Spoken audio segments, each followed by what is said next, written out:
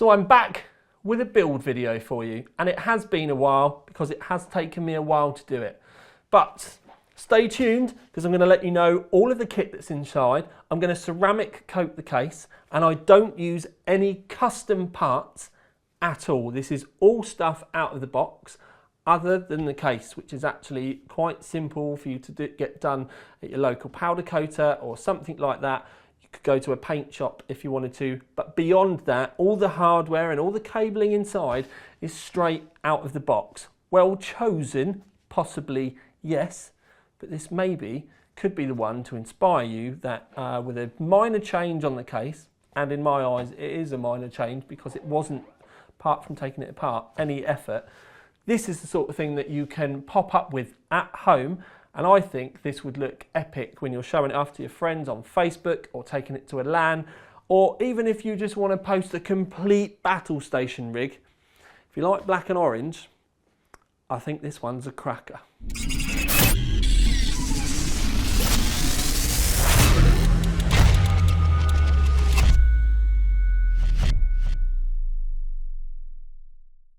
So back to the hardware, and we are going to start with the Crosshair 8 Dark Hero. It's the one without the chipset heatsink. I have done a review, it's on the website. I didn't do a video review in the end, I just ran out of time. In that, I have put a 5800X.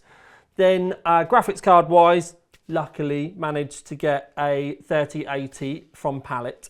And then the rest of it was all Cooler Master stuff. You'll see the Cooler Master case in a minute, but we've got the ML360 for cooling.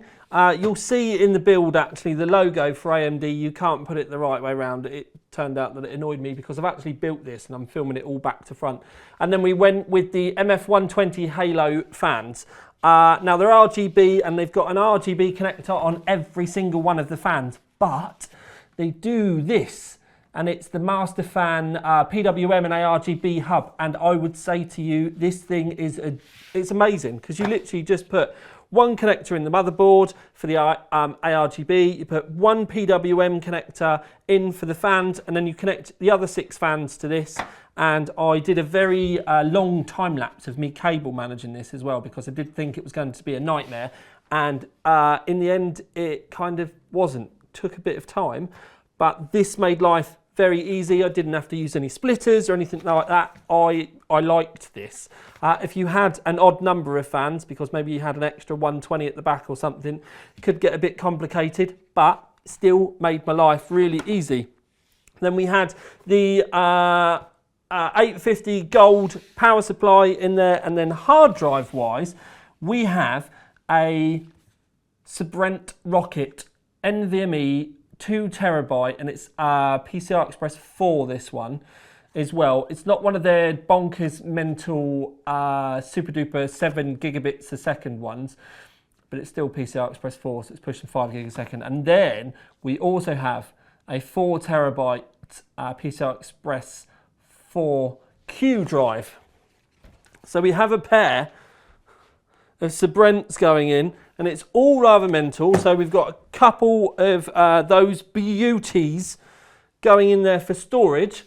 But what we'll do now is we will move on because we can have a look at the case. Now the case started life is silver, and I do like the fact that I can pull the SL600 apart really easily. So I pulled it apart, and then it went off to my local powder coaters. And it is now, as you have kind of seen or quickly before, it is now kind of an electric orange with a little bit of flake going on the top. Now, what I ended up doing is, because I wanted to try something different with this, I actually then ceramic coated the case. Now, a lot of people say you should have just cleared it or something, and maybe I should have. At the end of the day, I wanted to do something a bit different with the powder on this one, so I used Carb Pro Seaquartz UK ceramic coat. Now I have to use a product called Eraser on that first. By using the Eraser, what it does is it cleans the surface, gets rid of any oils, any silicons, and it gets it prepared, ready for the ceramic itself. So I've done that, and then what I ended up doing is I did 2 layers of Seaquartz UK ceramic on all of the external orange parts. And the bit that kind of goes on the inside and hides the power supply cover. So I did 2 lots of that. Then at the end, what I also did, because I'm mad, is I then topped it up with gliss. Now gliss for a car that you're going to have outside is the sort of thing that gives it extra hydrophobic, makes it much slicker, and kind of it really aids to the gloss on a car. Now I've done this on my own car, so I thought I wanted to try it with a computer case. And you'll see at the end, the shine is lovely, and it does a little party trick now, which is all a little bit mad. So ceramic done, outside of the case done. Bosh. Then we need to move on to the inside. Now I knew it was going to take me a little bit of time to get the cabling right. But what I wanted to do, we fired all the hardware in, chucked it out, poof, poof, poof, all over the place. Lovely. Then, like I said, it came to the cabling. Now the cabling did take me a while, and I will try and speed it up as best as I can. But around the outside of the cooler mask, the PWM hub, like I said, there are 6 fans going in there. There are also 6 addressable RGB connectors going in that, plus the cables that need to go into the motherboard and all of that, and the SATA in the bottom, so it was quite busy. Now the fans can be daisy chained as well, so they have a male and a female on for the male and a female for the RGB on every connector. So I've got the female one going into the hub, because that's what you need, and then the male one that's normally hanging out, that's actually tucked behind that SATA mount that I have the drive on. Now it's not a drive, sorry, the hub on. Now there's magnets on that hub, makes life really easy, and like I said, I've put it on that 2.5 mount to have it out the way, and it's also allowed me to tuck the cables round the back, which I love. Then all of the other cables I've tried to keep as clean as possible. But one of the things you do need to remember with this build is I have not used any custom cables. I have just used stuff out the box. I have not had anything specially made. I've done this to show you the sort of thing that you can do at home if you want to, and you just spend a little bit of time on it. You didn't have to go and buy anything specially made, shortened, or anything like that, and it came out this tidy. But then, the final look. And yes, it does come up nice and shiny. You can see the sparkle at times, and you do need to have it in the right light, but that's the kind of thing that you'd get if you had a metallic car or a pearlescent car at home anyway. So you get little glimpse of it when you move around it. I really, really like the contrast of that colour orange with the black and the way that it accentuates the design aspects on the Cooler Master case. It cheers me up greatly. We've obviously got rid of the 200mm fans in the bottom. We've now got 3 120mm fans in the bottom.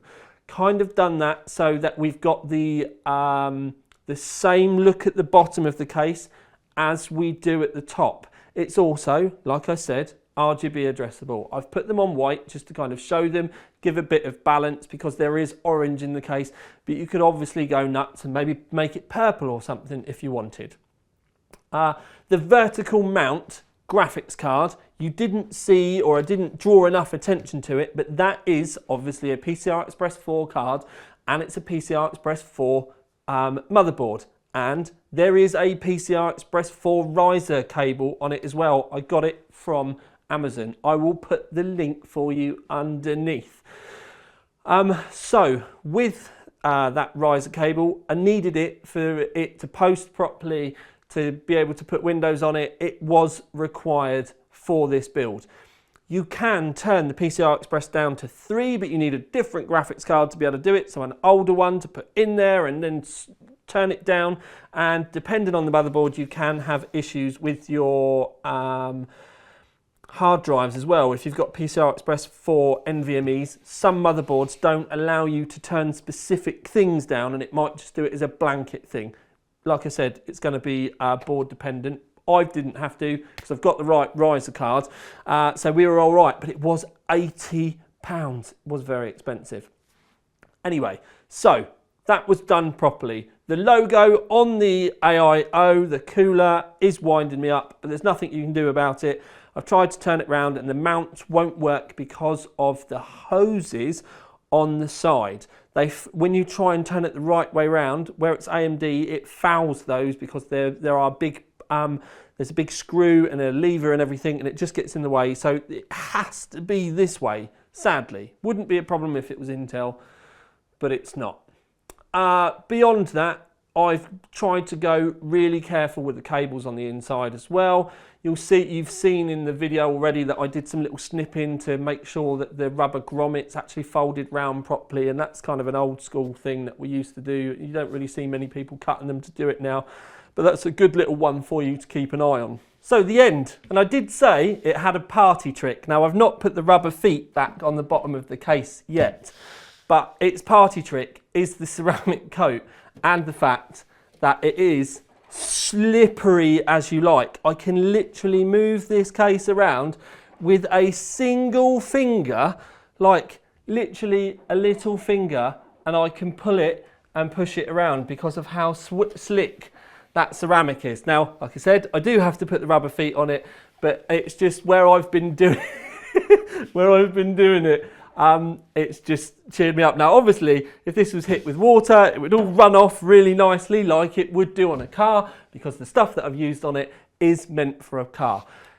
To wrap up, you can still see the orange peel from the powder coat. If I had have cleared it, then it would have got rid of that. But at the end of the day, if you go clear, yes, the ceramic coat could have protected that as well. But as soon as I'd hit it with paint, the ceramic coat needs 6 to 8 weeks for the paint to cure before I can then move on and put the ceramic on it. So it's a bit of a catch-22. If you're going to do it at home, then you're going to need to sit it up. We've just gone with the powder coat, and I'm still really happy with it. It looks worse in the film, in the filming, than it does in real life. And at the end of the day, you just need to remember that it is going to end up on someone's desk, getting used and not going to a car show. The other thing is, I am actually really happy with the cables in the back. Do want to stress though, didn't shorten anything like this. This is all out of the box, and there are no custom cables or anything like that. You could obviously upgrade with braided cables and measure them and get Cable Mod to send you them the right length and all of that sort of stuff, but I wanted to show you what you could do with it out of the box. Powder coat, it's going to depend on where you go and the case. So there's no point me giving you a rough price, because I don't pay retail, because I do a lot of car stuff, so I get stuff a little bit cheaper. And like I said, it's going to depend on your case. You might only have a top and a front that you want to do, and you might have glass doors. It's really going to depend. It's also going to depend on the colour and how they prepare everything as well. So there's no easy answer for me to give you that there. But I'm hoping what this will do is inspire you guys at home. You don't just have to buy a silver case and build a silver rig. You can sometimes, with the right case, take them apart and make them completely your own. And yes, we've used all standard parts on the inside, but I think that is a cracking looking rig, and I'm personally really proud of it. Don't forget, all the links are going to be getting put underneath, because I do know that I need to start doing that for you to make your life easy. The riser cable, for one, would be one that you're going to need to go on and then keep an eye on, because depending on where you are, it's going to depend on stock. But all of the graphics cards and everything that I can find links for, I will put there for you. But for now at least, this is the tiniest one with the black and orange rig now built. Now, we haven't given it a name, but maybe we should. And now I've said that, I'm now thinking that I might need to do something on the Facebook so we can come up with a name for it. Because it's a difficult, if it was yellow, it would clearly be Bumblebee, but it's orange, so I don't know. I think the guy that's going to be getting it would call it the Bengal rig, because they're always called the Bengal rig, because he loves the Bengal tigers, and that's one of the reasons why he likes black and orange so much. But anyway, this is the tiniest one with a very rare build for you out. Ding! Love you, sis.